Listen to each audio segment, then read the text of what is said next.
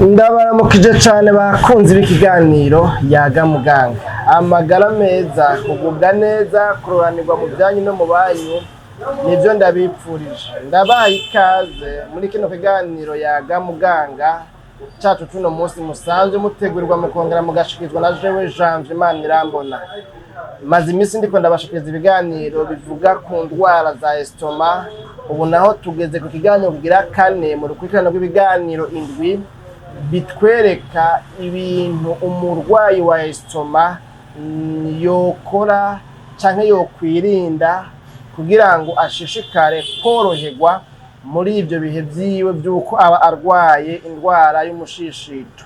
Uyu munsi rero turabira hamwe ikintu kivuga yuko umurwayi wa estoma akwiye kwirinda cane ikintu cose kimutera uruhagarara ari rwo stress mu gifaransa, canke ko umurwayi wa estoma akwiye kunesha ikintu cose kimuteye uruhagarara ari rwo stress. Muri iyo nimero nyene rero turabira hamwe kumbure ngira ngo ibintu bihurikiye novuga ngo mu migwi itatu. Mbega umuntu yorwanya gute, yonesha gute stress canke se uruhagarara? Umuntu mbere kugira ngo yirinde kuba stress akwiye kuruhuka neza. Tuvuze kuruhuka neza rero tuba tugombye kuvuga yuko umuntu akwiye kuryama umwanya ukwiye. Umwanya ukwiye nawo twararavye mu biganiro byarenganye, umuntu akwiye kuryama n'imiburiburi ku masaha 28 agize umunsi. Umuntu akwiye kuryama amasaha atari munsi y'amasaha 7 canke 8.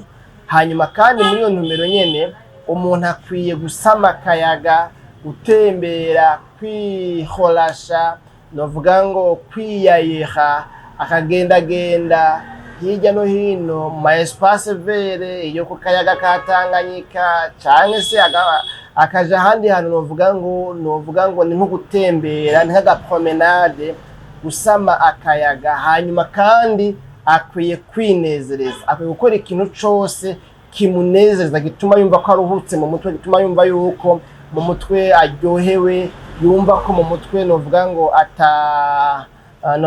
ata ibintu no kuvuga by'umwivira byo kuvuga ngo ntanezerewe, umenga arababaye, umenga nyine ntameze neza, ntaguwe neza, ntiyorohewe. Ibyo uyu umuntu akwiye kubigwanya muri ubwo buryo gutyo kugira ngo bishobore kumufasha gushishikara kugwanya stress, kuko ko stress nayo umuntu agwaye estoma uzawumva ngo iyo ngize stress na estoma kivyuka. Ibyo ngira ngo muramaze kuvyumva, abatarayigwara abayigwaye nabo ngira ngo barabize yuko igihe cyose yagize umuntu bashwana bavurugana batusanga ubwo nyene estoma nayo cigira ntiyihaguruka. Hanyuma iruhande y'ibyo byose tudondaguye, kuruhuka neza umwanya ukwiye, novuga ngo gusama akayaga, kwa ko umuntu atembera hirya no hino mu tunature agatamirayo, ego canke se ibi byose tuvuze byo kwinezereza.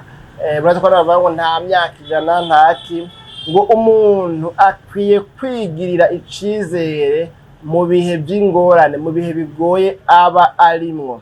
Igihe cyose umuntu ariko aratraversa des moments difficiles dans la vie, umuntu akwiye guharanira kugira icizere mu buzima. Umuntu akwiye guharanira kudatakaza ibyizigiro. Umuntu akwiye kwiyubara akagaragaza uburyo bwose, naho ariko arahura n'ibibazo, naho ariko arahura n'ubukene, naho ariko arahura n'amagorwa, naho ariko arahura kumbure no kubura amahera yo kuriha inzu, amahera yo kuriha kubura amahera yo kuriha novuga ngo iby'ishuri by'abana, cyangwa se afise credit, cyangwa se afise ibindi bibazo.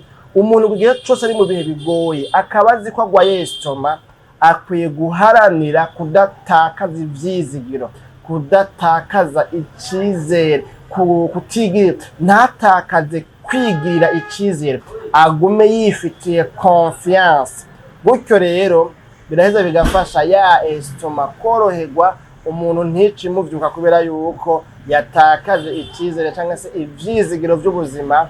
Aho naho nizera yuko birumvikana, kandi n'utagwaye estoma arahanurwa, arahamagarirwa kudatakaza ivyizigiro igihe cyose aba ariko araca mu bihe bigoye, kuko utakaje ivyizigiro kaba kakubanye, agahinda karakwica, intuntu irakwica, no kuvuga niwo uramba niwo mana kabiri. None rero nuko umuntu akwiye guharanira kurondera ingene yogumana ivyizigiro, ubutumwa ukwiye kumviriza, amajambo ukwiye kuganira n'abagenzi, ibyo ukwiye kumviriza, indirimbo n'amashusho ukwiye kuraba, bikwiye kuba ari ibintu bigarukana ivyizigiro muri wewe, kugira ngo ntutakaze ivyizigiro ngo wihebuye ugwaye esitoma icinzinzikara uca usinzikara.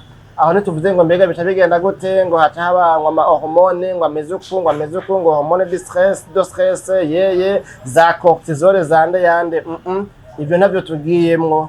Mumenye yuko umuntu adakwiye gutakaza icizere, akwiye kuguma yifitiye icizere. Hanyuma muri iyo ntumbero nyene rero mu kugwanya stress cyangwa se mu kunesha stress, kugira ngo umuntu agwaye esitoma ashishikare kuguma yorohewe, ngo akwiye guhitamwo igikorwa yokora kimufasha kurengera iyo stress cyangwa se ubwo ruhagarara.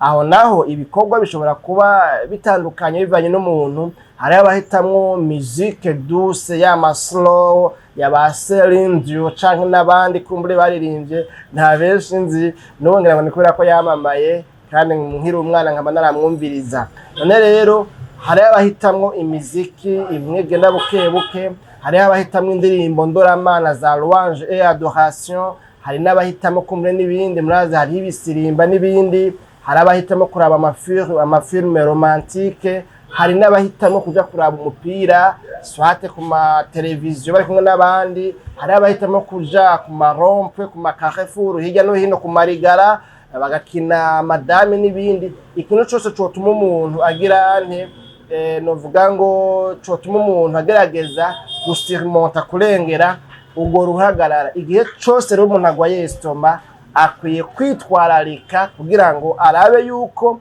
ibintu byose bituma agira stress bitomwigarurira ngo bimutsinde, kubera yuko ya esitoma yiwe ivyuka. None rero bakunze ikiganiro Yaga Muganga, akayoshe ntigahora mwitama, ntamagwara ahubwo kandi kuvuga menshi siko kuyamara. Jewe Janvier Manirama narinteramije kino kiganiro, aha niho ndagisoreje. Tuzosubira mu kiganiro Yaga Muganga cy'ubutaha. Ni agahwane.